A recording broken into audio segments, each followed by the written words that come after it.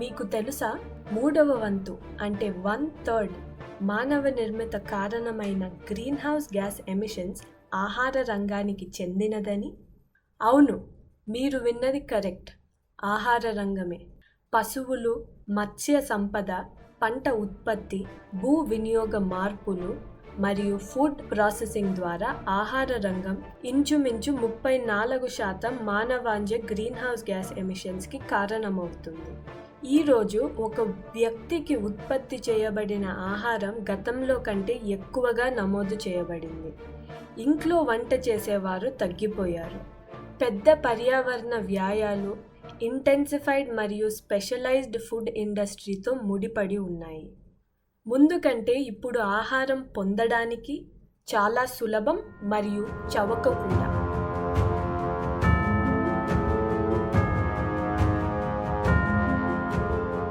Food production, processing, వీటి రవాణా మరియు ఆహార వ్యర్థాలు అన్నీ గ్రీన్ హౌస్ గ్యాస్ విడుదల చేస్తాయి. వాతావరణంలో వేడిని బంధించి క్లైమేట్ చేంజ్కి దారితీస్తాయి. ఆహార వ్యవస్థ ద్వారా విడుదలయ్యే ప్రధాన green house gases carbon dioxide, methane మరియు నైట్రోజన్ ఆక్సైడ్. ఆహార ఉత్పత్తి మరియు రవాణా యొక్క వివిధ దశల్లో కార్బన్ డయాక్సైడ్ విడుదల చేయబడుతుంది. ఇది ఆహార వ్యవస్థ యొక్క మొత్తం కార్బన్ ఫుట్ ప్రింట్కి యాడ్ అవుతుంది. ఇక మీథేన్ వచ్చేసి పశువుల జీర్ణక్రియ, వరి సాగు మరియు ఆహార వ్యవస్థలోని ల్యాండ్ఫిల్స్ వంటి మూలాల నుండి విడుదలయ్యే శక్తివంతమైన గ్రీన్ హౌస్ గ్యాస్ అన్నమాట. ఇంకా నెక్స్ట్ నైట్రోజన్ ఆక్సైడ్ వచ్చేసి వ్యవసాయ కార్యకలాపాల నుండి, ముఖ్యంగా పంట ఉత్పత్తిలో సింథటిక్ ఎరువుల వాడకం నుండి విడుదలయ్యే మరొక గ్రీన్ హౌస్ గ్యాస్. ఆహార రంగంలో అతి ఎక్కువ గ్రీన్ హౌస్ గ్యాస్ ఎమిషన్స్ ఉత్పత్తి అంటే ఫుడ్ ప్రొడక్షన్ దశలో విడుదల చేయబడతాయి. పశువులు, ముఖ్యంగా ఆవులు, గేదెలు, మేకలు ఇంకా గొర్రెలు డైజెషన్ సమయంలో ఎంట్రిక్ ఫర్మెంటేషన్ ద్వారా ఎక్కువ మీథేన్ని ఉత్పత్తి చేసి విడుదల చేస్తాయి. ఫారిన్ కంట్రీల్లో బీఫ్ అంటే ఎద్దు మాంసం తింటారు. బీఫ్ కోసం 20 రెట్లు ఎక్కువ భూమి అవసరం వేరే పశువులను పెంచడానికి అవసరమయ్యే తోట పరిమాణంతో పోలిస్తే. ఇంకా ఇది 20 సార్లు ఎక్కువ గ్రీన్ హౌస్ గ్యాస్ ఉద్గారాలను పర్ గ్రామ్ ఎడిబుల్ ప్రోటీన్కి విడుదల చేస్తుంది వేరే ప్లాంట్ బేస్డ్ ప్రోటీన్తో పోలిస్తే.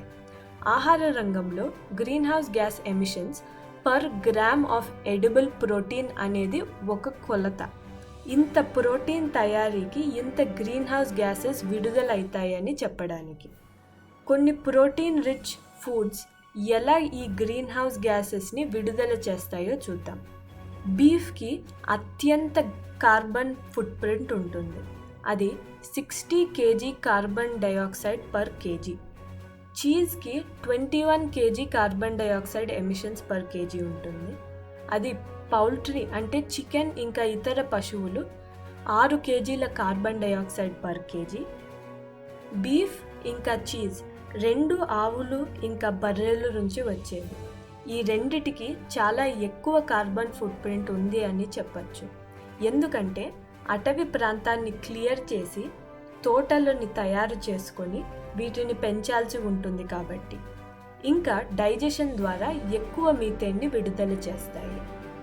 పశువుల పెంపకం యునైటెడ్ స్టేట్స్ ఆఫ్ అమెరికాలో ఉపయోగించే మొత్తం నీటిలో సగం ఉపయోగించబడుతుంది. యుఎస్ ఎన్వైర్మెంటల్ ప్రొటెక్షన్ ఏజెన్సీ ప్రకారం అమెరికాలో గ్రీన్ హౌస్ గ్యాసెస్ విడుదలకు మీథేన్ అతిపెద్ద కాంట్రిబ్యూటర్. ఇది పశువులు మరియు అవి విడుదల చేసే వ్యర్థాల నుంచి వస్తాయి. ఇంకా పశువుల పేడ డీకంపోజ్ అయ్యే సమయంలో కూడా మీథేన్ మరియు నైట్రస్ ఆక్సైడ్ ఉత్పత్తి అయ్యి విడుదలవుతాయి. ఇప్పుడు ఉన్న వ్యవసాయ పద్ధతుల వల్ల మట్టి క్షీణించిపోయింది, సులువుగా సాయిల్ ఎరోజన్కి గురవుతుంది, ఇంకా మట్టిలో ఉన్న పోషకాలను కోల్పోతుంది. సింథటిక్ ఎరువుల వల్ల మట్టిలో నైట్రస్ ఆక్సైడ్ తయారవుతుంది. నైట్రస్ ఆక్సైడ్ నేలకి మంచిదైనప్పటికీ కొన్ని కెమికల్ రియాక్షన్స్ వల్ల నైట్రస్ ఆక్సైడ్స్గా మారి పర్యావరణంకి హాని కలిగిస్తుంది. వ్యవసాయం కోసం ముఖ్యంగా పశువుల మేత మరియు పంట సాగు కోసం అటవీ నిర్మూలన చేయబడుతుంది. ఇలా అటవీ నిర్మూలించినప్పుడు కార్బన్ వాతావరణంలోకి విడుదలవుతుంది. న్యాచురల్ ఈకోసిస్టమ్స్ని వ్యవసాయ భూమిగా మార్చడం వల్ల గ్రీన్హౌస్ గ్యాసెస్ గణనీయంగా విడుదలవుతాయి. ఈ పద్ధతుల వల్ల 2018లో 3 కోట్ల ఎకరాల ట్రాపికల్ రెయిన్ ఫారెస్ట్ని కోల్పోయాము. ప్రపంచ ఆహార వ్యవస్థ నుండి దాదాపు 2/3 వంతు ఉద్గారాలు వ్యవసాయం మరియు భూ వినియోగ మార్పులతో కూడిన భూ ఆధారిత రంగాల నుండి వస్తాయి. ఈ సంఖ్య అభివృద్ధి చెందుతున్న దేశాలలో ఎక్కువ ఉంది. ఫుడ్ అండ్ అగ్రికల్చర్ ఆర్గనైజేషన్ చేసిన పరిశోధన ప్రపంచ ఆహార వ్యవస్థ ఎలా ఎక్కువ ఎనర్జీ ఇంటెన్సివ్గా ఉన్నాయో హైలైట్ చేసింది. ఆహార పరిశ్రమల్లో రీటైల్, ప్యాకేజింగ్, ప్రాసెసింగ్ మరియు రవాణా రంగాల్లో ఎమిషన్స్ వేగంగా పెరుగుతున్నాయి. పారిశ్రామిక దేశాల్లో గ్లోబల్ వార్మింగ్, టర్బో మార్పు ప్రభావాన్ని కలిగి ఉన్న ఫ్లోరినేటెడ్ గ్రీన్హౌస్ గ్యాస్ ఎమిషన్స్ని పెంచాయి. ఇక్కడ రెఫ్రిజిరేషన్ గురించి చెప్తున్నాను. మీరు సూపర్ మార్కెట్కి వెళ్ళి చూసింటారు. చాలా ఫ్రిడ్జులు పెట్టి అందులో కూల్ డ్రింక్స్, ఐస్ క్రీమ్స్ ఇంకా ఫ్రోజన్ ఫుడ్ పెట్టింటారు. సూపర్ మార్కెట్లే కాదు, చిన్న కిరాణా షాపుల్లో కూడా ఫ్రీజర్స్ ఉంటాయి. ఇది రీటైల్ మరియు సూపర్ మార్కెట్ రంగం ద్వారా దాదాపు సగం శక్తి వినియోగానికి బాధ్యత వహిస్తుంది. ప్రపంచవ్యాప్తంగా కోల్డ్ చైన్ కార్యకలాపాలు ప్రపంచ ఆహార వ్యవస్థ ఉద్గారాలలో 5% వాటాను కలిగి ఉన్నాయి. ప్యాకేజింగ్ ఇప్పుడు ప్రపంచ ఆహార వ్యవస్థ ఉద్గారాలలో 5.4%కి కారణమైతే అవి ఉద్గార తీవ్రత ఉత్పత్తిని బట్టి మారుతుంది. అరటిపండ్ల ప్యాకేజింగ్ వల్ల కలిగే ఎమిషన్స్ కంటే రవాణా వల్ల విడుదలయ్యే ఎమిషన్స్ ఎక్కువ ఉంటుంది.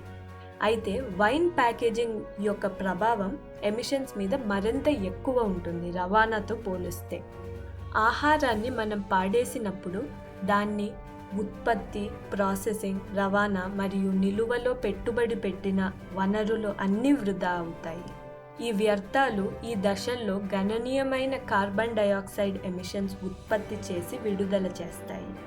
మరియు ల్యాండ్ఫిల్స్లో ఆహారం కుళ్ళిపోయినప్పుడు అది మీథేన్ వంటి గ్రీన్హౌస్ గ్యాసెస్ని రిలీజ్ చేస్తుంది.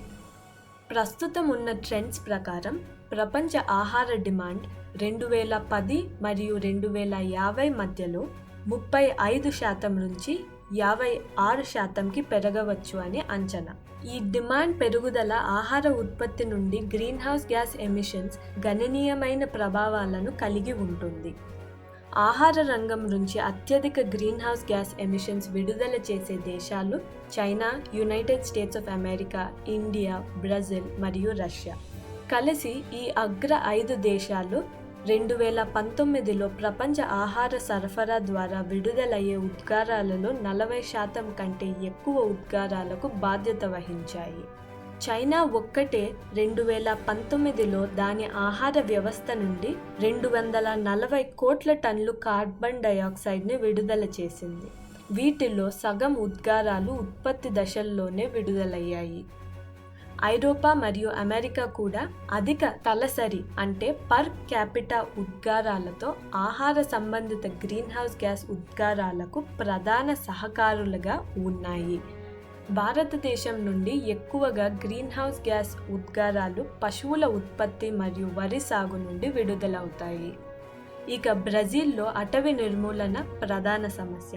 అటవీ నిర్మూలనతో పాటు బీఫ్ ఉత్పత్తి మరియు సోయా సాగు నుండి ఎక్కువ ఉద్గారాలు విడుదలవుతాయి. రష్యాలో ఉద్గారాలు ప్రధానంగా పశువుల పెంపకం మరియు పంట ఉత్పత్తి నుండి వస్తాయి.